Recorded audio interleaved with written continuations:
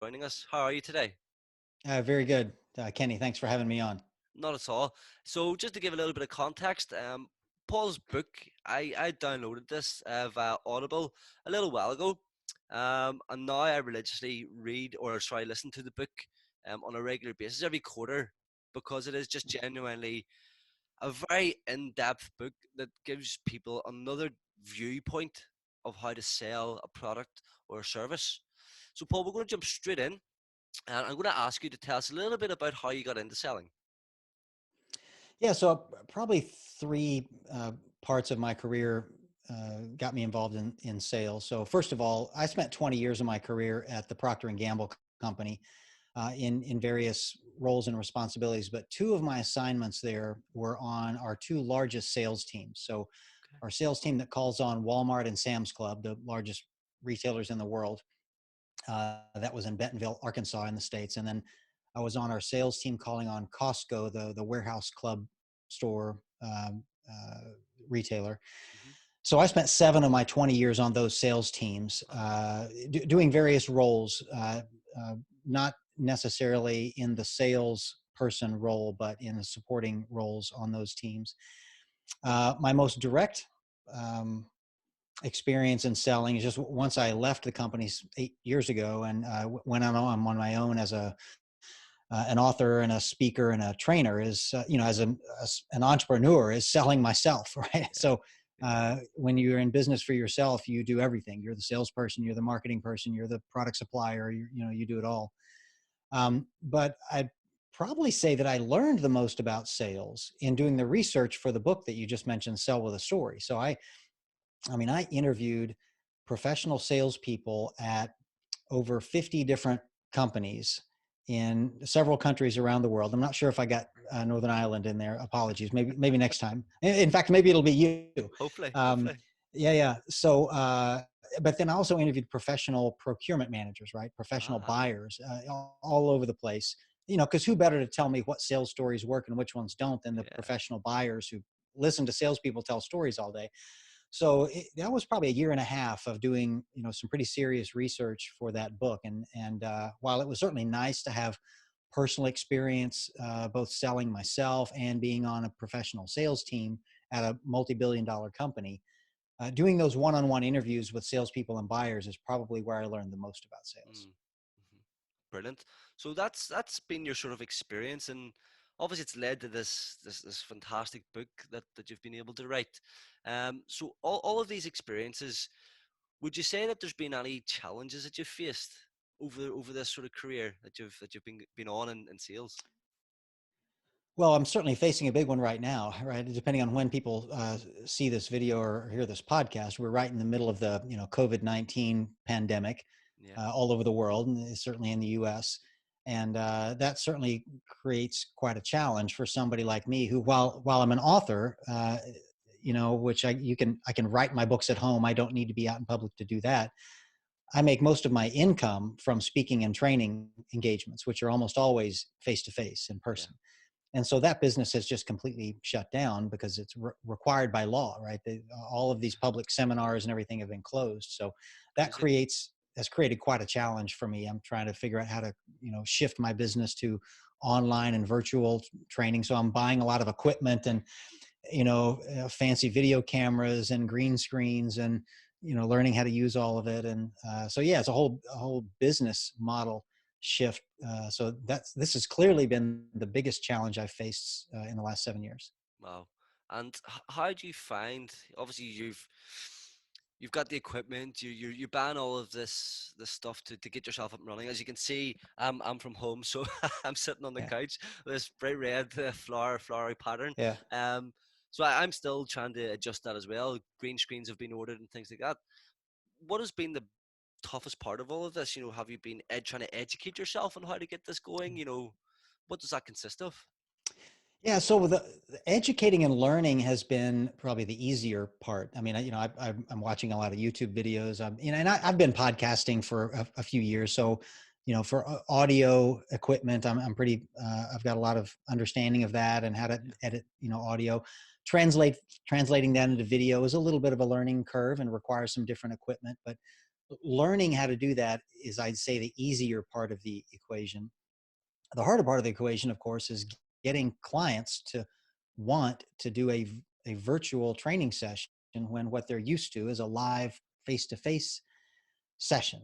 Yeah. The second challenge there is that, most of the companies, many of the companies around the world, are having serious profit problems right now because their business is suffering as a result of the same problem that's affecting my business. Yeah. And so their budgets to hire speakers and trainers, that's the first thing that gets cut, right? When your business is facing a financial challenge, you cut travel and training. Those are the first two line items that get cut from any budget. Yeah. Well, guess what?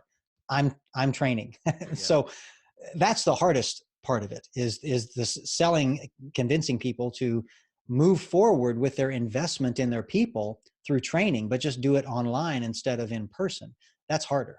Yeah. Okay. So where would someone start? Where would one start in developing Hmm. what I like to call a story bank? Yeah, yeah, that's a good term for it, story bank. I like that, because you'll have lots and lots of stories, right? It's not just that you just have one story. So I guess the first step is to create a wish list of stories that you want, right? Mhm. So in the book, as you know, I laid out 25 specific types of stories that I Yeah. think in general salespeople need. Now, most of them don't need all 25, but there's 12 or 15 or 11 or something that you might personally need. So I think that's the first step, is figuring out what stories do I need in my company, in my role, for the things that I'm selling. And what I found is that most people, if you ask them that before they look at the list of 25, they're like, oh, well, I need a good product story. And that's, maybe one other story about me personally. Okay. Those are the two stories I need. Yeah. And then I go through the 25 different types of stories, and their reaction is, oh, holy cow, I could use half of those. Right? So open your mind a little bit to the various uses that stories can be to you over the course of the entire sales process. So step number one, pick the stories that you need, make a wish list of stories, right? Mhm. Then step number two would be, okay, now go find those stories, which means you have to interview people and ask questions and talk to some of your best, customers, maybe some of the prospects that got away, you know, Yeah. so start developing those stories. Um, there are other things that we could get into, like the structure of a story, as you know, the how to Yeah. create the right emotional engagement, how do you create a surprise ending. So since you've since you're as familiar with the book as anybody I know, and maybe even more so than me, I think what I would do is let you tell me where you want to go. Do you want to talk a little bit about story structure? Do you want to Yeah. talk about So how to in create the right terms emotional engagement? in terms of where I find a lot of people feel in the sales industry, particularly here in Northern Ireland, is they jump straight in, and they'll feature dump, or they'll product dump. Mhm. So I've got this picture frame, and this picture frame can hold this many pictures, and it's this Mhm. size, and Mr. Customer, are you going to buy it now? But they haven't actually asked any questions, okay? And they don't understand um, what the customer's actually looking for. So the first step in the process for me is, okay, you need to understand what the customer actually wants Mhm. in order for you to pull the stories. So if you want to build a structure for a story, how does someone start to do that? Because most people will just jump straight in and they go, oh, Mr. Customer, I had this customer and they wanted this and they wanted that and they got this. And Mhm. that's generally how I find most people tell a story. What is the best way to tell a story, Paul? Yeah. So what you were describing there about asking questions is really, I think, what some people would call your discovery work, right? You're Yeah. trying to find out what they really need. And so what I advise people is, most of what I teach people to do is how to tell sales stories. But as you know, one of the chapters in the book is, how do you get your buyer to tell you stories? Hmm. Right. And that's the first objective that you should have in a sales call, is to get them to tell you stories. Because if they don't tell you their stories first, how will you know which of your stories to tell them? Right. Hmm. And you don't just want them to answer questions, you want them to tell you stories. So, for example, one of the questions salespeople often ask is, what's your biggest problem right now? Because they want, I want to help solve your problem, which is that's a good question to ask. It's not a great question to ask. It's a Hmm. good question to ask. A better question to ask, a great question to ask, would be, tell me about the moment you realized your biggest problem was your biggest problem. All right. Okay, now, because that first question, what's your biggest problem? They might say, oh, warehousing. Warehousing has been our biggest problem for several months now. Hmm. Okay, well, that doesn't tell you much. That tells you the problem is in the warehouse, but you don't know what the problem is. But if you say, tell me about the moment you knew your biggest problem was your biggest problem, it forces them to tell you a story that might sound like this. Oh, yeah, that would have been a couple of months ago when our biggest customer ordered, this emergency order, last minute, huge order. We went out, we couldn't find the product anywhere in the warehouse. So we had to schedule a special production run to make all of this for them. It cost us an enormous amount of money. And then we had to expedite the shipping to get it to them. And we got it to them, right in time. We were so happy. Of course, we lost money on the sale because it cost us so much money to make it, but we had a happy customer. And then we went out to the warehouse and we found all the product that they wanted was sitting right where it should have been all along. Yeah. Okay, now you know what they mean by a warehousing problem. It's an inventory management problem, right? So you need to get them to tell you stories, not just answer short answer questions, so that you can really understand on a human, visceral, concrete level what the problem is they're facing, right? So, which is one of the benefits of you telling them stories, is they can really understand what you're saying on a human level. So some of the tips to get them to tell you stories are, first of all, don't ask short answer questions. Don't ask yes or no questions, or what's your biggest problem. That gets you one or two word answers. Ask questions that demand a story. Hmm. um, Use problem prompts like, have you ever had a problem like this, and then tell them that, and then they'll say, oh yeah, that's happened. Or tell them a short story first about a problem that you're having, because that will make them think of a problem they're having. Like, if you want somebody to tell you about a problem you're having with your computer, tell them a story about a problem you're having with your computer. Yeah. Because that's what everybody does when you tell them a story, is they think of, oh, something like that similar happened to me, right? And they'll tell you. So those are techniques that you can use to get them to tell you a real story, which I think is more helpful in discovery Yeah. than just interview questions. Yeah. So we've got getting the questions, but what what would be the structure to Yeah. someone building a story? Yeah. So once you know what the problem is and you know what stories you want to tell, so those are the two things we talked about already. Have a wish list of stories you need to tell, and do that kind of discovery to find out which one or two stories do I need to Yeah. tell right now. Yeah. The structure of the stories will all be the same. Okay. So there are 8 questions that your stories need to answer, and in a particular order. And so here they are.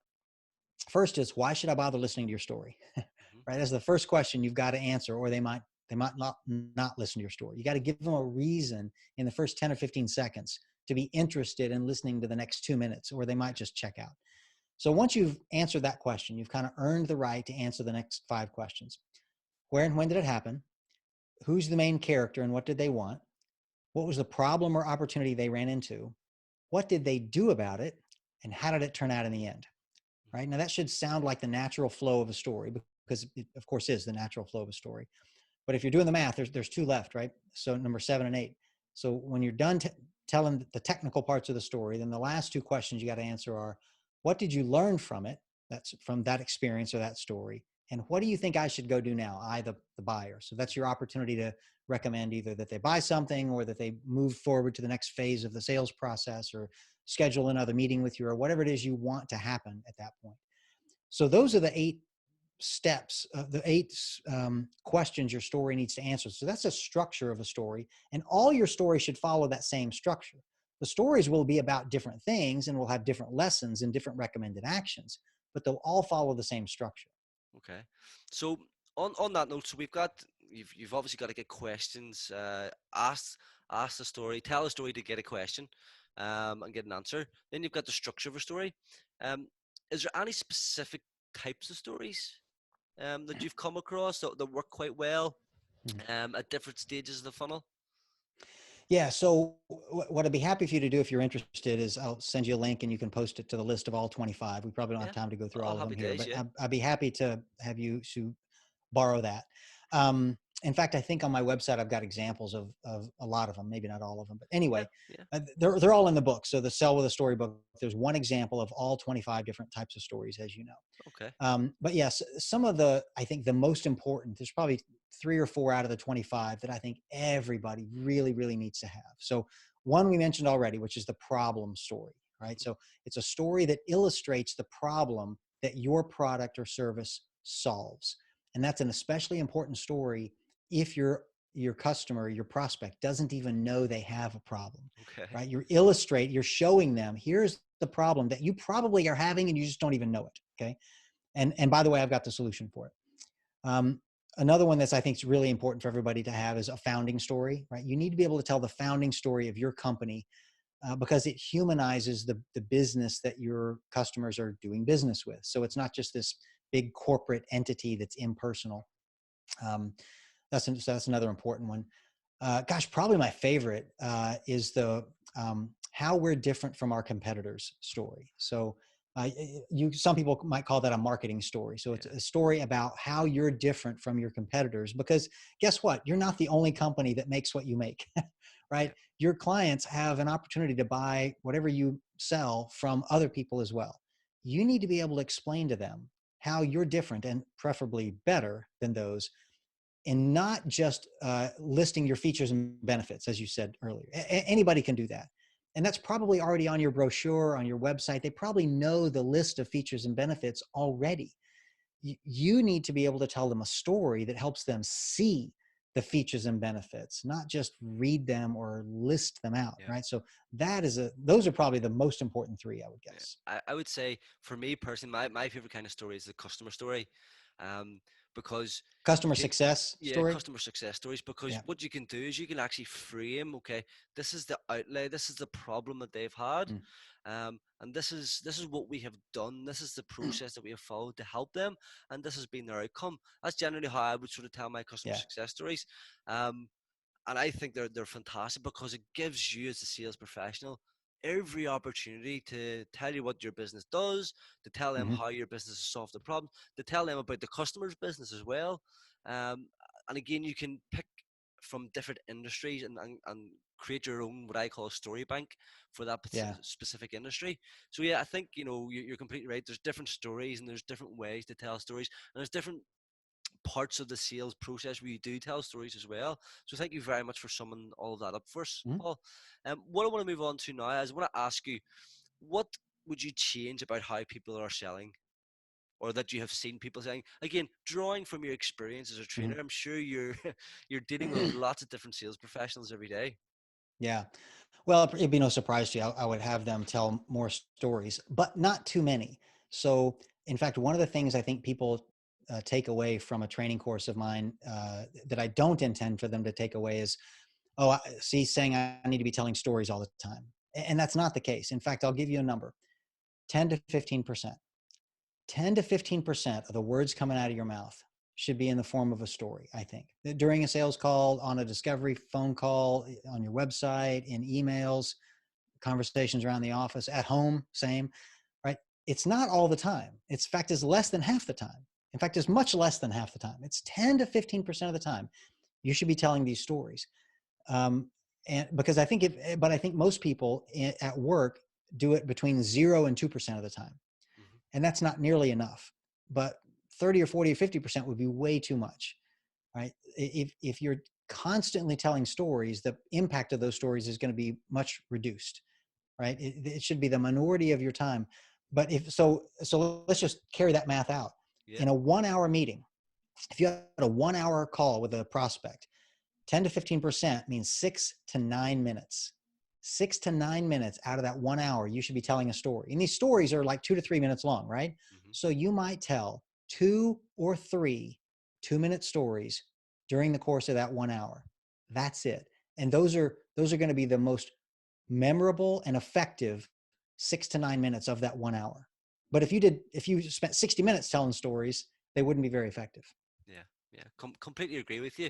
And I think, if I look back, and even now I'm still prospecting, but if I look back on my experience, stories make up quite a lot of the, it's strange, Paul. Stories have always made up a big part of my selling Good. process.